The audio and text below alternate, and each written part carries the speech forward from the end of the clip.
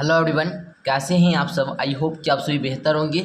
बच्चों, आज के इस वीडियो में हम लोग देखने वाले हैं क्लास 10th मैथमेटिक्स का आप लोग का चैप्टर 1 का प्रश्नावली 1.1 है। इसका हमने फर्स्ट क्वेश्चन को पिछले वीडियो क्लास में सॉल्व किया था। यदि नहीं देखे हैं वीडियो को तो जाकर देख लीजिएगा। वीडियो का लिंक इस वीडियो के नीचे डिस्क्रिप्शन में मिल जाएगा। तो आज की इस वीडियो में हम लोग क्वेश्चन नंबर 2 से 5 तक सॉल्व करने वाले हैं। तो चलिए क्वेश्चन नंबर 2 को देखते हैं। कहता है क्वेश्चन, दर्शाइए कि कोई भी धनात्मक विषम पूर्णांक 6q+1 या 6q+3 या 6q+5 के रूप का होता है जहां q कोई पूर्णांक है। तो चलिए बच्चों, हम लोग इसको सॉल्व करते हैं। तो चलिए, सबसे पहले आप लोग को यहाँ पर लिखना होगा कि माना, लिखिएगा यहाँ पर आप लोग लिखिएगा, माना कि कोई धनात्मक विषम पूर्णांक ए है। ठीक है ना। हम लोग को ए को कोई धनात्मक विषम पूर्णांक मान लेना है। ठीक है। उसके बाद तथा आप लिखेंगे तथा b बराबर में 6। ठीक है, ये आप लोग को मान लेना है। जब आप लोग जानते हैं गुरुजी, ये जो b होता है ये r से हमेशा बड़ा होता है, यानी कि आप लोग तब क्या लिखेंगे, शेषफल, जिसे हम लोग r से दिखाते हैं। r बराबर क्या हो जाएगा, 0 1 2 3 4 5, क्योंकि b से हमेशा छोटा होता है r। ठीक है ना। तो 0 से लेकर 5 तक ये हो सकता है। ठीक है। तो अब हम लोग लिखेंगे यहाँ पर यूक्लिड विभाजन प्रेमिका से। ठीक है ना, प्रेमिका से। ठीक है। ये बोलता है सर कि a बराबर में BQ+ का r, जहाँ पर 0 से बड़ा होगा r या फिर बराबर होगा r और r से बड़ा हमेशा होगा b। ठीक है ना। ये बात आप लोग को ध्यान में आ गया। यहाँ तक अगर समझ गए तो अब बड़ा सिंपल है। a का वैल्यू हम लोग को ए रखना है, b का वैल्यू 6 है सर, q का वैल्यू आप लोग को q लेना है, और r हम लोग यहाँ पर क्या करें, जब हम लोग यहाँ पर r का वैल्यू 1 लेते हैं, ठीक है ना, तो r का वैल्यू 1 रख देंगे। ठीक है। उसी प्रकार जब हम लोग r का वैल्यू 2 लेंगे तो a बराबर में 6q+ का 2 हो जाएगा। जब हम लोग r बराबर में 3 लेंगे तो ये a बराबर में 6q+ का 3 हो जाएगा। है कि नहीं। यहाँ तक ये सब समझ में आ रहा है आप लोग को। तो उसी प्रकार r बराबर जब हम लोग 4 लेंगे तो a बराबर में हो जाएगा 6q+ का 4। जब हम लोग r बराबर में 5 लेंगे तो a बराबर हो जाएगा 6q+ का 5। और बाबू आप लोग यहाँ पर देख रहे हैं कि हम लोग को यही सिद्ध करना था कि 6q+ का 1, 6q+ का 3, 6q+ 5 के रूप का होता है। तो आप लोग यहाँ पर लिख देंगे, अतः कोई भी धनात्मक विषम पूर्णांक 6q+1, 6q+3, है ना, उसी प्रकार 6q+5 के रूप का होता है। ठीक है। इस प्रकार बाबू आप लोग को लिख देना है।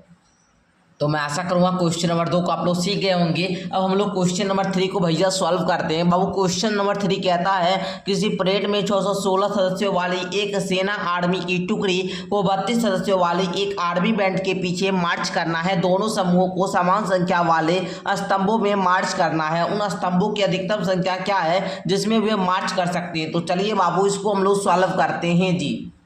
तो क्वेश्चन नंबर 3 आप लोग को लिखना है। हम लोग को a का वैल्यू दिया है 616 और यहाँ पर आप लोग का b का वैल्यू यहाँ पर दिया है आप लोग को 32। ठीक है ना। a और b का वैल्यू मालूम है। हम लोग को क्या करना है जी, क्यों ज्ञात करना है। तो चलिए हम लोग क्या करेंगे, यूक्लिड विभाजन एल्गोरिथम का ही प्रयोग करेंगे। तो लिखेंगे यूक्लिड विभाजन एल्गोरिथम से। ठीक है ना। यहाँ पर आप लोग कर लीजिएगा। ये कहता है a बराबर में BQ+ का r।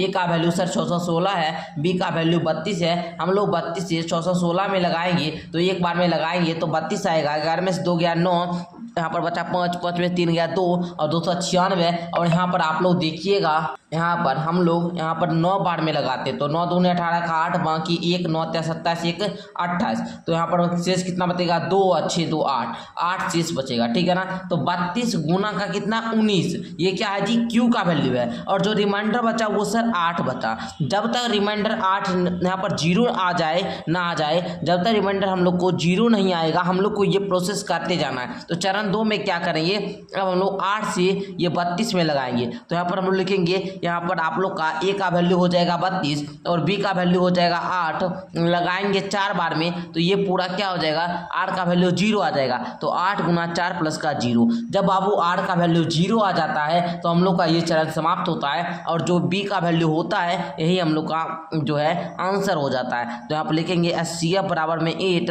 और जो आप लोग को मार्च करने वाले स्तंभों की संख्या होगी वो होगी 8, ठीक है। तो आप लोग लिख लीजिएगा।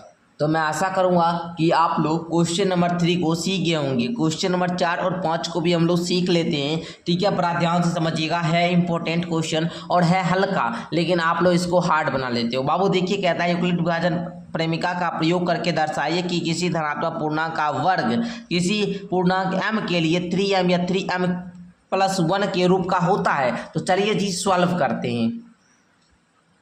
तो चलिए क्वेश्चन आप लोग को दिख रहा होगा। तो बाबू यहाँ पर हम लोग क्या करते हैं जी, सॉल्व करते हैं, ठीक है। क्वेश्चन नंबर 4 को सॉल्व करते हैं। तो सबसे पहले आप लोग को लिखना है माना पूर्णांक ए, ठीक है। और यहाँ पर आप लोग को भाजक कितना बी, भाजक बी को हम लोग क्या बोलते हैं, भाजक को हम लोग बी से दिखाते हैं। तो यहाँ पर आप लोग को क्या भाजक यानी कि बी बराबर 3 मानना है, ठीक है। बी बराबर कितना मानेंगे 3, क्योंकि 3m या 3m+1 के रूप का होता है, ये बात पूछा है तो हम लोग को 3 मानना है। तब r क्या हो जाएगा जी, r हमेशा सर b से छोटा होता है, 0 हो सकता है, 1 हो सकता है, 2 हो सकता है, ठीक है ना। ये बात आप लोग समझ गए ना, यहाँ तक हो सकता है, ठीक है। तो देखिए अब हम लोग लिखेंगे यहाँ पर यूक्लिड विभाजन प्रमेयिका से, ठीक है। आप लोग लिख दीजिएगा प्रमेयिका से, ठीक है। क्या कहता है ये, ए बराबर में BQ प्लस का R, यही ना कहता है। तो ए का वैल्यू जब हम लोग जो है R का पहले 0 लेंगे तो ए का बराबर हो जाएगा यहाँ पर B का वैल्यू 3, Q है तो जी Q प्लस में 0, यानी कि क्या 3Q प्लस का 0 बराबर क्या 3Q होगा ना, 3Q होगा। अब देखिए हम लोग यहाँ पर क्या लिखेंगे, दोनों तरफ यहाँ पर ए बराबर में 3Q आया, यहाँ पर लिखेंगे दोनों, क्योंकि बोला वर्ग करने पर धनात्मक पूर्णांक का वर्ग, तो दोनों तरफ वर्ग करने पर, दोनों तरफ वर्ग करने पर लिख लीजिएगा। उसके बाद कीजिएगा a² बराबर में 3Q², इस प्रकार आप लोग कर दीजिएगा। अच्छा a² का a², 3Q² का क्या हो जाएगा 9Q², हम लोग इसको लिख सकते हैं a² बराबर में 3 गुना Q², इस प्रकार हम लोग लिख सकते हैं। अच्छा अब देखिए a² है ना, और यहाँ पर हम लोग क्या, यहाँ पर Q² है ना, यहाँ पर आप लोग ब्रैकेट में लिख दीजिए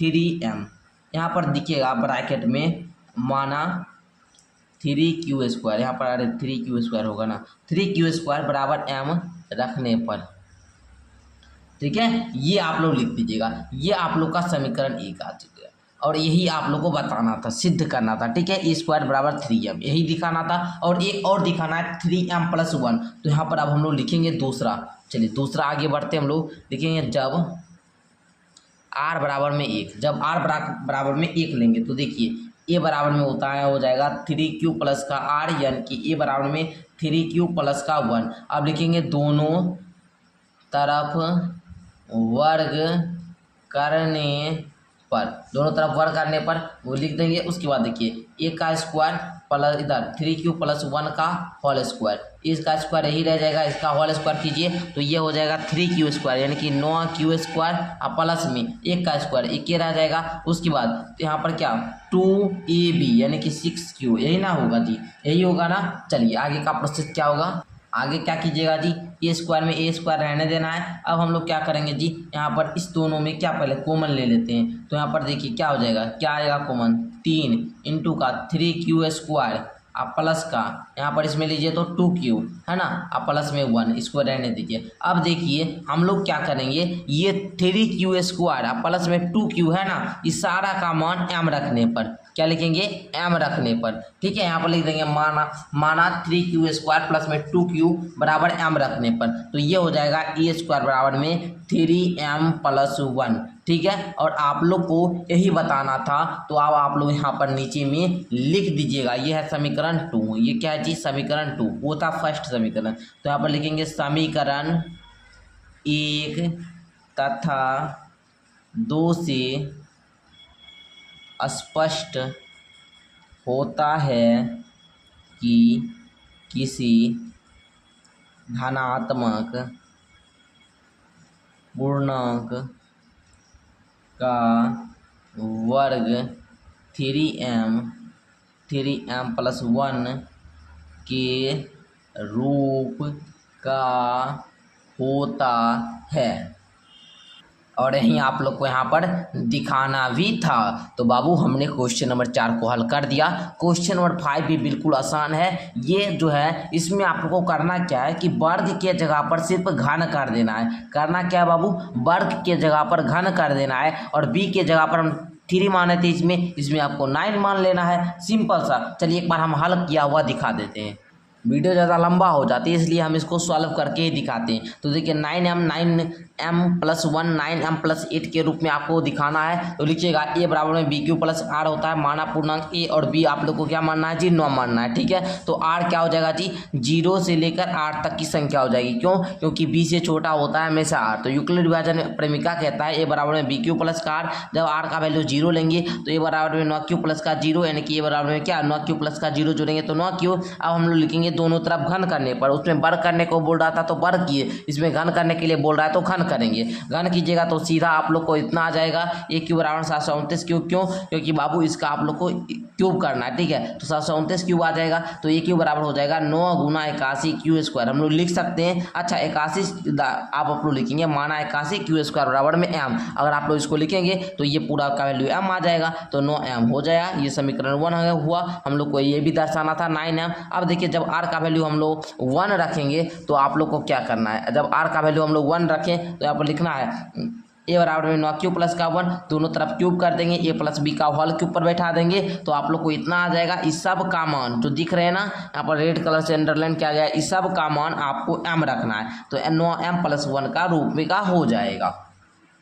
अच्छा अब बोल रहा था कि 9m+8 के रूप का लाइए, तो अब लिखेंगे माना r बराबर 2, तब a बराबर में bq+ का r, a क्यूब बराबर क्या हो जाएगा 9q+2 का होल क्यूब करना है, तो ये दोनों तरफ क्या करेंगे घन कर देंगे। तो घन करने पर जो आप लोग का ये आएगा, इसको रहने दीजिएगा +8 है, तो इसका पूरा का वैल्यू हम लोग m ले लिए, तो ये पूरा बराबर m हो गया, तो यहाँ पर 9m+8 आ गया। ठीक है, तो मैं आप लोग को बता दूं कि इस वीडियो को देखने के बाद जो आप लोग का जो प्रश्नावली 1.1 है जी, ये पूरा क्या हुआ जी, एंड हुआ। ठीक है ना, फिर मिलते हैं नेक्स्ट वीडियो के साथ, तब तक के लिए धन्यवाद। यदि आप लोग चैनल पर नए हैं तो चैनल को सब्सक्राइब करके इस वीडियो को लाइक कर लेंगे। ठीक है, हम लोग अब है प्रश्नावली 1.2 को भी एक ही वीडियो में समाप्त कर देंगे। तो आप लोग अगर डेली मेरा क्लास करना चाहते हो तो आप लोग हमसे शाम है ना, शाम में आप लोग को 8 बजे PM, ठीक है 8 PM में आप लोग हमसे जुड़ सकते हैं। ठीक है, 8 PM में मेरा डेली क्लास होगा मैथ का, है ना, क्लास 10 वाले बच्चों के लिए। तो धन्यवाद बच्चा जी, मिलते हैं अगले क्लास के साथ।